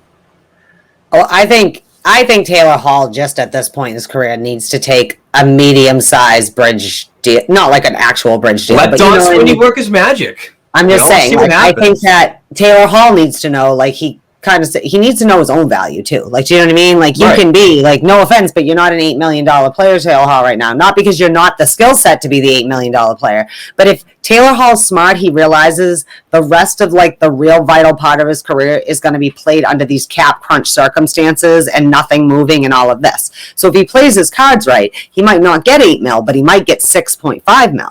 I also think it's only fair. It's fair. Yeah, right. Which I think is all. On one hand, it's hard to judge from Krejci's exit interview if it's just because I know that Martian and Bergeron were upset at that the night before after they lost, or the couple days before, just about being older and stuff. And I think Krejci probably he doesn't know what to expect, probably, because look at what we've seen happen in the last few years, just the way maybe negotiations, things rolled up, you know what I mean? Just all the rumors of how certain things go and not go. That's going to be weird, being the veteran in the room, wondering, that's going to be extra anxious than just being UFA. That being said, this team has not let David Krejci for the last 6 years of his fucking career have real wingers. And when you see them together, I do think he wants to hold Craig Smith's hand, who, by the way, we still have signed for 2 more seasons already at a super fucking sweet cat-friendly deal if he's healthy. You know what I mean? Yes, ma'am. Got hurt, he didn't quite recover, and he wants to hold and I think that Hall wants to play with people like Krejci and Smith, and he doesn't have to be the superstar. I swear to God, poor McDavid is such an overachiever. If you just let him be with a bunch of other overachievers, do you know how much happier he would probably just be generally? Yeah. Just not always being that guy. But I just think it would be unfair to David Krejci to not at least give him another year, to really give him a year for him and his family to decide, because he has had a productive year. He's been David Krejci, yes, he hasn't had as many goals, but his point production hasn't been too far off of what he is. And again, is a steady workhorse kind of thing. It's always kind of been. I think it would be dumb, especially because you're right. Charlie Coyle is not replacing David Krejci. Charlie Coyle has a hard enough time replacing Charlie Coyle at this point. Hopefully I'm not a pat myself on the back guy. I hate doing this. I'm not going to tweet out I told you so and so on, like so many fucking other idiots on Twitter. But I will say that this is exactly what I was afraid of when it comes to Charlie Coyle. The inconsistency and so on. Back when the trade happened. And it wasn't even because, and I hate bringing this up all the time, but you have to clarify everything now on the internet, that it wasn't about Ryan Donato being moved and the prospect and what he could have been and so on. I don't think it could have worked any later on when it comes to a cap issue. It was Charlie Coyle's inconsistencies, and we've seen it for how many friggin' years now, so. I'm not going to lie. I had a moment or two with that with Nick Ritchie. I think I actually tweeted when they put Carson Coleman in, because, again, I still hold, you can bench Jake Debroska, and everybody has reasons that they can be mad at Jake or would defend or whatever. I think, though, that wasn't helping the situation, so maybe you could have benched Sean Corrali instead and let someone else come in for him, or maybe whatever. I had that moment with Nick Ritchie. And I think I tweeted something unless Coleman's bringing a fucking magic wand and singing bibbidi bobbidi boo, they're all still fucking pumpkins. Nobody is the prince in the coat. Did you get into read any of the Coleman freaking hype? I like Carson. I do like. He's a good interview. He's a good interview, great kid and so on. But I don't think that he was a savior of this fucking Boston Bruins team or the particular line that. I mean, a lot of people just freaking said, he gets these opportunities and he gets these shots, which is good, yeah. But for me, it's capitalizing. Mm-hmm. I mean, you could make all the shots you want and so on, and get the chances and the analytical numbers, as I put the air quotes out. But it's to me, it's like getting the puck in the back of the net. Yeah. I didn't get the hype, but I didn't get the hype. I understand wanting to change things up, and I think we all wanted Bruce Cassidy to change things up. But that's maybe not Bruce. Like, you have other options. That's what confuses me, is that we don't have the best depth. At least that's what we've exposed over the season, is that our depth is maybe not as deep as we would like it to do for more than 1 or 2 games worth of it. I like Coleman, but I don't know what he thought Carson Coleman was going to do. Like, he's not going to change the dynamic of those lines so significantly, or like be the rallying call. Like, no, it would have been the rallying call, Charlie fucking Coyle scoring a fucking goal. That would have been a rallying call. Know what I mean? Like, that would have gotten them going. That would have been. Because all 6 players, no matter who they were on the bottom 2 lines, looked miserable because they knew that they were playing miserably. Everyone's telling them how miserable. Then they got it. What did Tuukka say? I don't read social media because people hate whatever. Jake Debroska made a comment about that. Like, wow, my haters really fucking hate me. Like, whatever. But, some of them I can't judge. Even Chris Wagner said, like, I've been his anxiety has gotten the best of him at times this year, I get nothing, but that's great. But, like, again, maybe then you do put frickin' what's his name? Trent Frederick in. Whatever. That's not going to change it. Only because Coleman is so much closer to, like, I get he went in because he's much closer to, like, a Lazar or whatever, style-wise, to keep that going. But, God damn, it wasn't working that well with Lazar then. Not Lazar's fault, I will say that. If we had to pick 3, we can't even pick duds because half the team dudded. But he looked pretty good in his role, but his line mates didn't necessarily come with him. It sucked that he went out. I think we still hadn't found. But you know what? It just goes back to that identity thing. They actually kept calling the Islanders, like, the team identity. Their team identity. Like, yeah, like, big 1-3-1, yeah! They're robots. We're robots. You're a Lamolino puppet, and he's just the marionette. Yeah, well... That is called marionette, right? Yes, it is. Okay. Yeah. There you go. I was going to say, well, Lou Morello's... Lou Morello. It was Megadeth's my favorite band, just like the Marionette, Wayne and the Symphony of Destruction. Credit to Dave Mustaine and his band Megadeth. No Please free don't ads. us, Dave Mustaine. No free ads. We love you. No free ads even from Megadeth. Just kidding, Dave Mustaine. We'll totally free ad you if you guys are on tour. I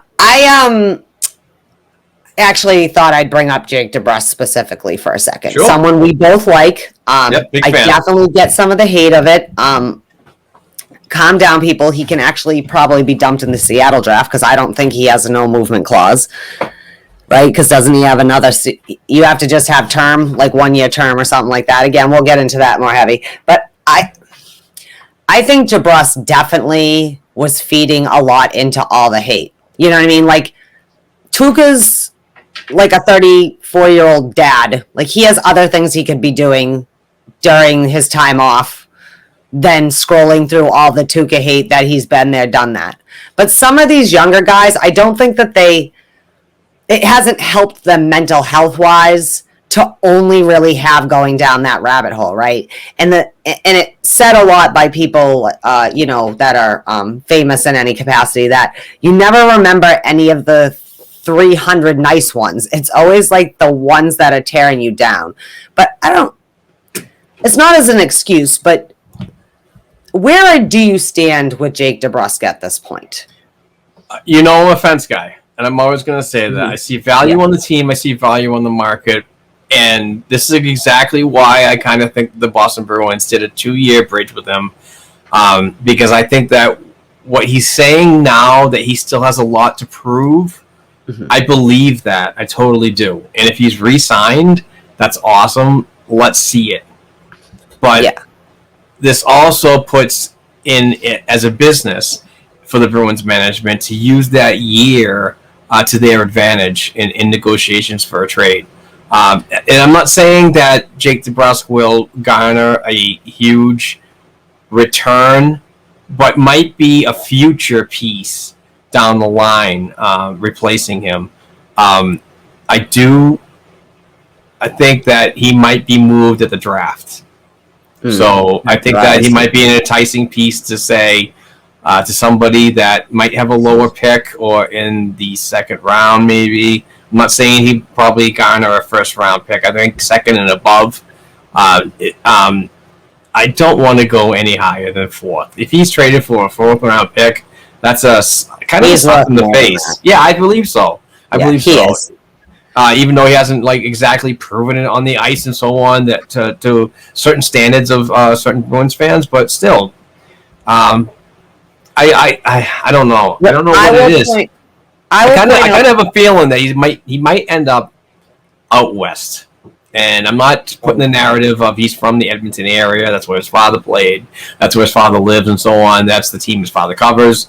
But I kind of have a feeling like there could be some kind of possibility that Vancouver could be calling. Maybe Seattle. I don't know. And Calgary, maybe. Who knows? He would be perfect for if we don't keep him. Now, I would like to say I would like to see just let Debroska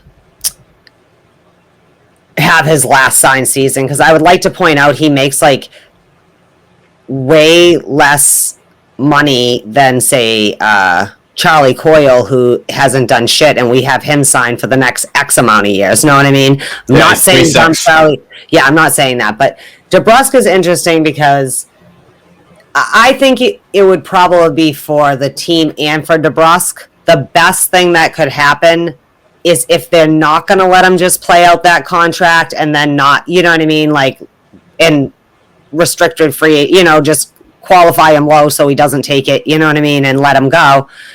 If they're not going to keep him, I don't think he's comfortable on the right side either. I hate him on the left side, right side, sorry. Yeah, he's been, and that is one thing, not in defense of Jake Debroska. Yes, he's had his struggles, but I feel like people want to always put the hate there, but not spread it around. But then, if you said the same thing about Nick Ritchie that you say about Debroska, which at times he has deserved the same kind of criticism, then it's oh, you just hate that player. It's Debroska deserves his criticism, but I think it was a lot for him to switch. He spent his whole career, and this isn't an excuse, but his whole career he's been playing the left side with Krejci. Now this year he's been third line, fourth line, right side, except for if someone's injured, then he gets to go back. That probably has not helped with all that other stuff, right? So on one hand, I think he should be able to just play out his last year and then figure out what the fuck's happening for the next rest of his career. Or you got to know you want to cut ties and dump him in Seattle, because he's one of the few people that doesn't have a no movement clause or isn't an entry level, isn't all these the binding rules to whatever. We can't just dump John Moore, say, but if you're not going to keep Debroska and let him go back to the left side and be that side, and maybe the kids that still can have more molding to do to be the right side or whatever, you need to dump him in Seattle, because Seattle can eat the cap. He's still got the year. They have to take on so much cap hit, you know what I mean, before they can be whatever it is, 80% cap of the previous compliant. year. Yeah, thank you. I couldn't think of what the word was. That's all right. I got you. I would like to see Debroska back here on the left side. Obviously, I'd rather have Taylor Hall next to David Krejci, but maybe let him go back to his it's not even his natural side. The side you made him play when he was a right wing, and then you forced him to be a left wing, and now you're making him be a right wing again. But if not, please dump him in Seattle, because I like Jake Debroska, and that might be good for him. Not all the way home where he's kind of under the thumb of being in your hometown kind of scrutiny in Seattle, but close enough you are closer to your family and friends and where you're from and all of that. That's just me. I like Jake Debroska, and I just want him to be okay. And I do think some of the Jake Debroska hate is just because you have nothing better to do than troll on Jake Debroska. What a shocker. Heather, for me, moving Jake to the right side didn't put him in a position of being a shooter. It put him in a position of being a playmaker for a shooter. So I didn't like that from the get-go. I like Jake's game. I like his speed. I like his north and south agility. But I don't like the way he works from the wide in.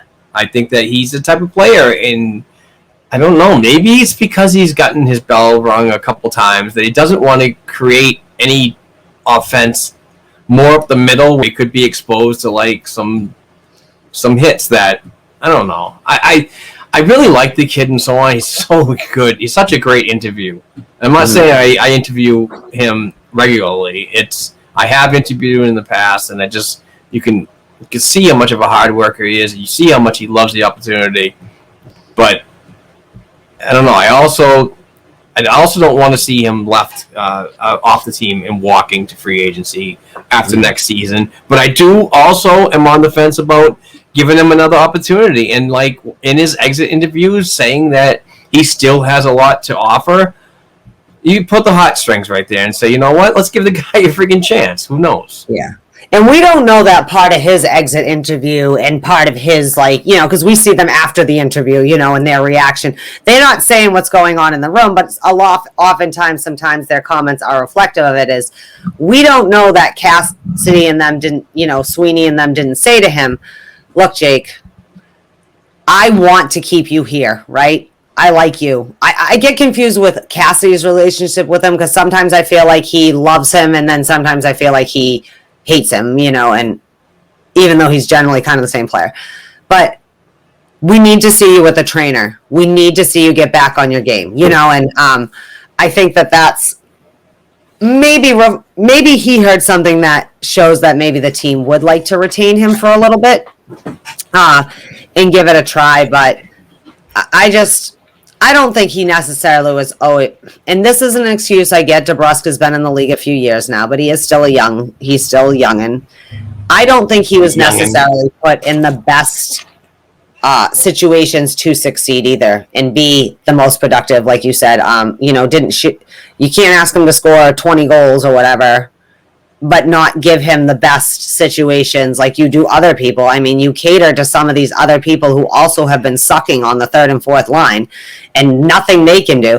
And I get, you didn't want to bench Corrali because we need people for the PK. Well, here's a tip. We let up 3 goals on 3 power plays on one of those games. So after Carlo went down, after we didn't have Miller, the fucking top line and Charlie McAvoy are gassed, okay?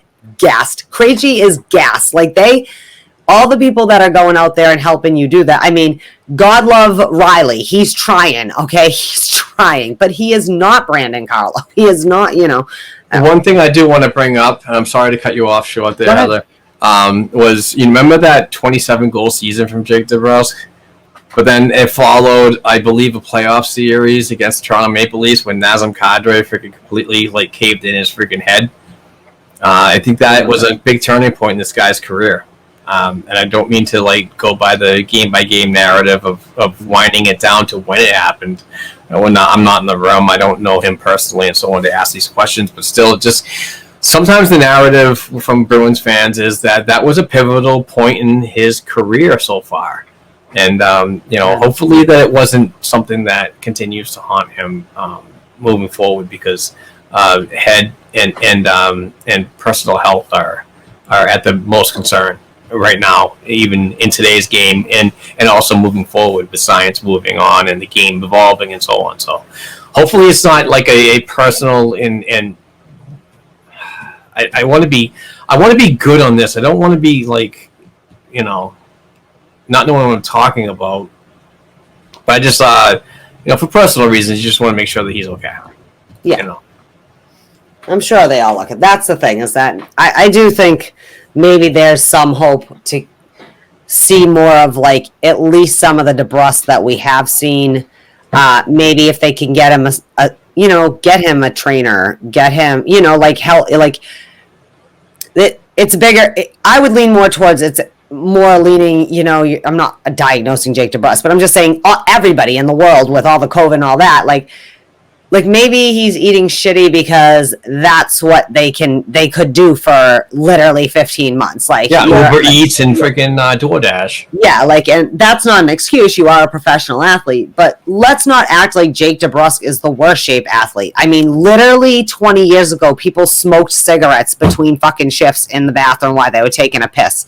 Okay? I will tell you a fact that I was a media member for a Bruins development camp, I want to say 2017 summer, and I got pretty good information from somebody very close to the team that the reason why they did not want to bring Anton Hudobin back was because he was completely out of shape. Yeah. I heard John Whitesides threw a fucking nutty when he came into training camp, and that was enough of a slap in the face to say, if you don't want to like obligate your contract as in to be as healthy as you can during the off season and not be prepared for the upcoming year, that they didn't want to take a chance on that. But then, Anton probably smartened up, went on to freaking Dallas or wherever he went. I think it was Dallas. And continues to be there right now and doing pretty good as an aging goaltender. So, they don't take this as a freaking joke, but I completely understand the times, though, where Uber Eats and freaking DoorDash are so convenient, and you have more relationship outside the team with the people that are delivering your food than you do with the general public in the past freaking year and a half of this fucking stupid COVID crap. Well, and it's been a matter of, like, even though you could maybe go out to eat at restaurants in Boston, say, the NHL did not allow their players until recently to do that. So they couldn't even go to a team dinner. So they haven't even had that kind of normality, you know what I mean? Yep. And I don't know. I'm not making excuses, but I think either you really have to let Jake Debroska just be trusted and let him be the third line, whatever, left wing. I was almost said left D, but he's obviously not a defenseman.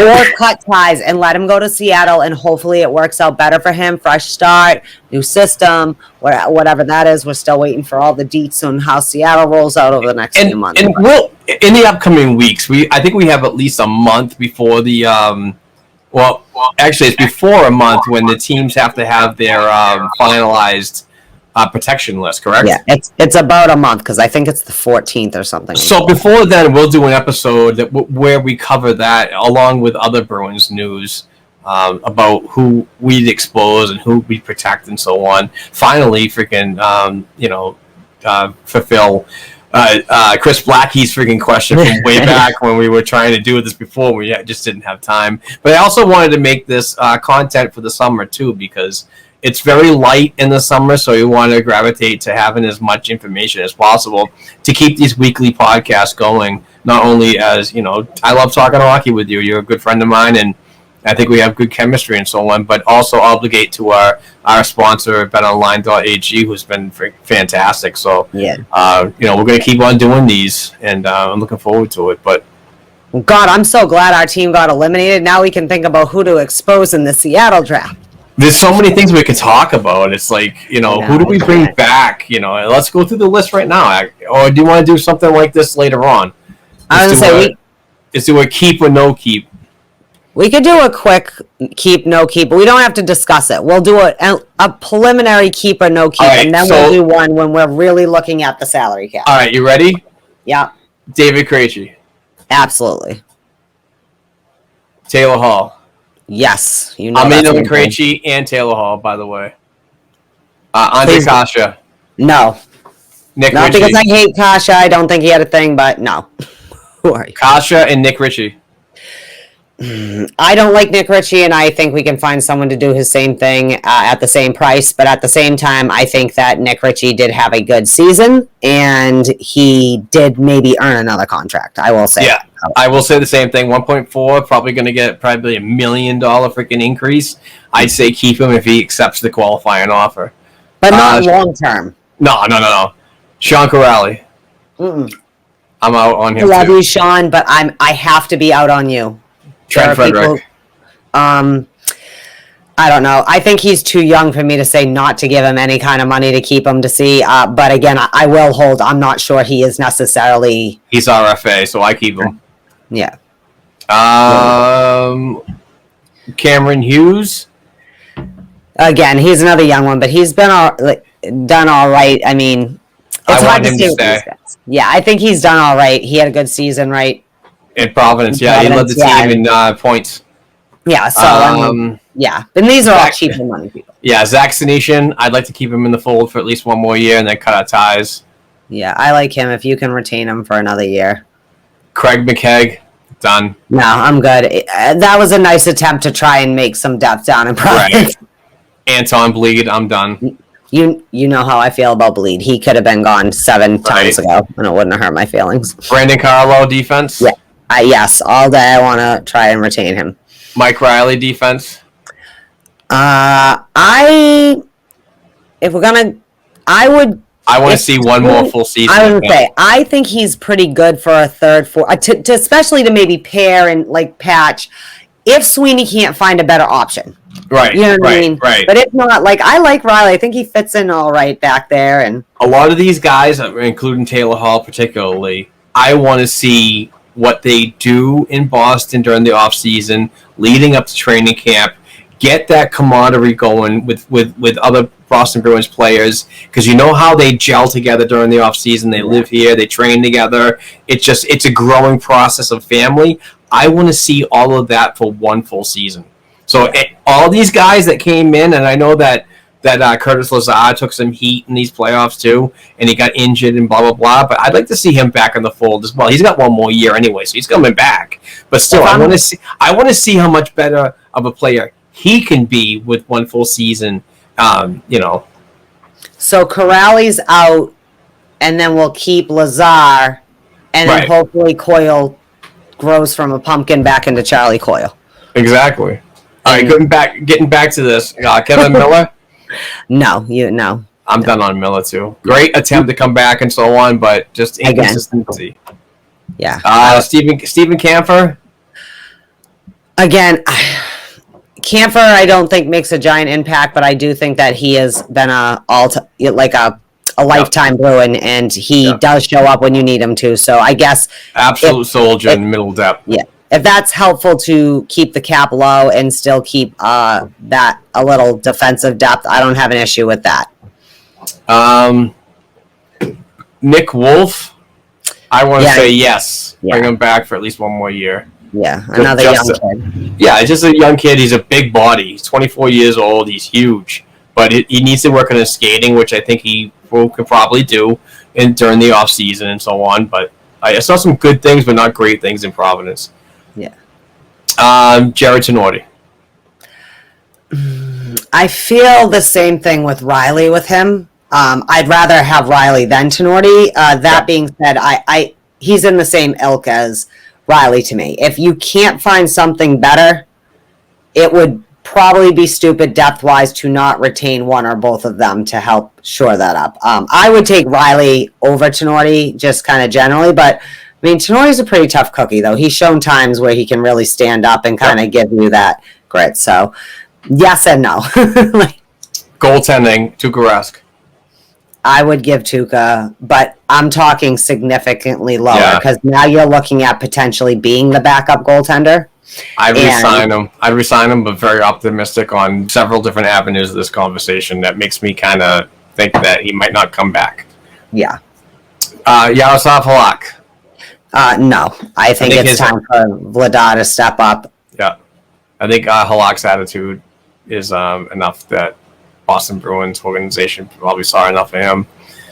Callum Booth, I want to see involved if he doesn't have a place to go. It's a really low risk thing, but it's just for the minor pro area. So he played at the Iceman. Yeah, he played with the Iceman. He played with Atlanta too back in the day, and he also played one game for Providence, which I thought he did very well in. Got his, I believe, his first career AHL win.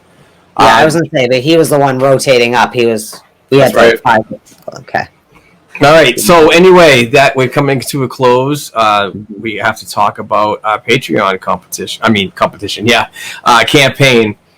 We do have a Patreon thing where you can donate $1 per episode to our Black and Gold Hockey podcast, and what that is once you do that, half of it helps us for the operating costs of running a small sports media company. The other half allows us to buy awesome Bruins-related items to give away every week, and we do a jersey giveaway every month.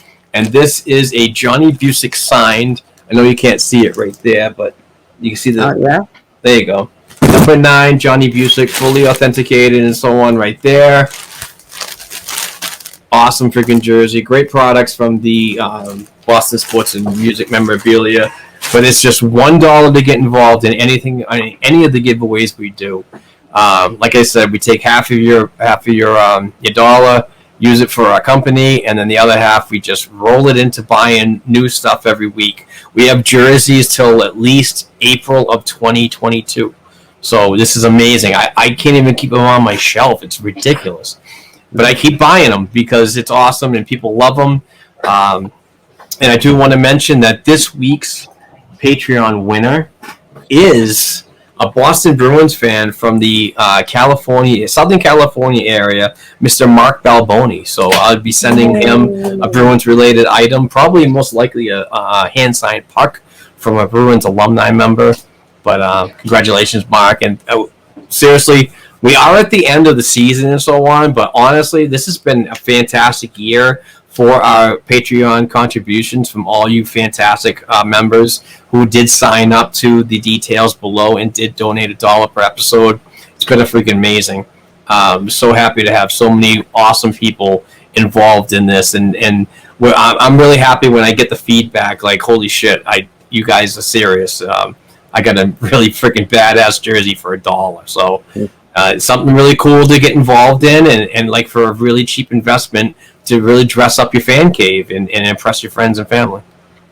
Thank you to all the Patreon supporters out there thank you to everyone who supports the podcast, but especially the Patreon, especially, just a little bit, it does help, help keep the content going. And we're fans trying to do this for other fans, and, that's kind of what we do, but it really does mean a lot, like, that you would, even $1 an episode, that's a lot, and so thank you for contributing a little further than besides just helping us out by sharing and, listening and all of that. Absolutely, and please, if anybody that's listening wants to write for us, do a podcast for us, do some video on YouTube for us under the BNG label, please reach out to Black and Gold Productions LLC at gmail.com. We'd be happy to freaking listen to what you have in mind and what you could potentially offer to our team moving forward as we grow our digital content. I interviewed 12 people today for writers, and I think we're going to bring on probably 8 of them in the next couple of days. So there's going to be a lot of off-season content coming on soon with the draft and free agency and this and that. So be prepared, and if you're not following or bookmarking blackandgoldhockey.com, as you've seen down in the ticker below, please do, because we do some pretty decent work covering the Boston Bruins organization from multiple levels, not just the NHL, but the NHL product and the prospects around the world. So yeah, that's what I was going to say, is definitely stay tuned, because, well, I know we're not going away. Like I said, no one's getting rid of us that easily. Yep. Although I might have said easy, that annoys me grammatically, but all the other awesome podcasts, too, that are affiliated with the network. Make sure you follow all of them. Dump and Change, Short Shift Podcast, Puck Lines Podcast, Bruins Breakdown, the Lindra Hockey Podcast, Father and it's a great podcast. They all are. The Heart of Lions Podcast, the Beehive Podcast, and Causeway Kings. I'm sure more to come, and people come in and out. Also, people like to do... You always can maybe hear some of all the writers and stuff on some of the podcasts with each other. Yep. Some of them do it. Lots of great writers. I'm sorry, I do not have the list of writers. We have too many of them right now. But thank you to everybody that writes on the Black and Gold Productions team. You guys are amazing people. I'm going to give a shout out to every one of you guys on Twitter and so on. But we don't have the list right now as we're doing this kind of freestyle. So stick with us. All of Black and Gold. Exactly. We're just two good people and a bunch of other that associated with an awesome group that just love talking Boston Bruins hockey and so on. Please follow, rate, and review. We'd certainly appreciate it. It just helps us gain our notoriety out there on the multiple worldwide platforms. So with that being said, I'm the host, Mark Allred, for Heather Ingerson. Thank you so much to everybody who's been aboard this season. And we're going to continue the off-season talk every week leading up you to the 2021 campaign, and hopefully get you all informed and ready for a new season where the Boston Bruins could possibly put together the pieces needed to get into the Stanley Cup Finals and possibly win it for the first time in 11 years. So Who's got to let Montreal win the cup? I know shit. All right. With that being said, take care. Peace out. Be safe. Love one another. It is Pride Month, so please support that. Moving forward, there's always great people that we know that. I try. But no, you remember. Thank you, because that was one of the things we didn't get to say. Thank you. We do love our LGBTQ, whatever. I can't say that. Yeah.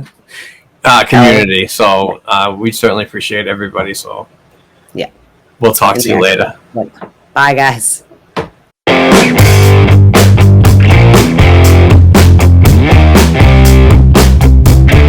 Thanks again for listening to and supporting Black and Gold Hockey Podcast. Please share the show with your friends and family, and don't forget to subscribe to and leave a 5-star rating for the show on your favorite podcast platforms such as Apple Podcasts, iHeartRadio, Spotify, and SoundCloud. Between shows, help us keep the Bruins talk going by visiting our website, blackandgoldhockey.com, by sending an email to blackandgoldhockeyblog@gmail.com, and by following the show on Twitter @blackandgoldpod. Peace out.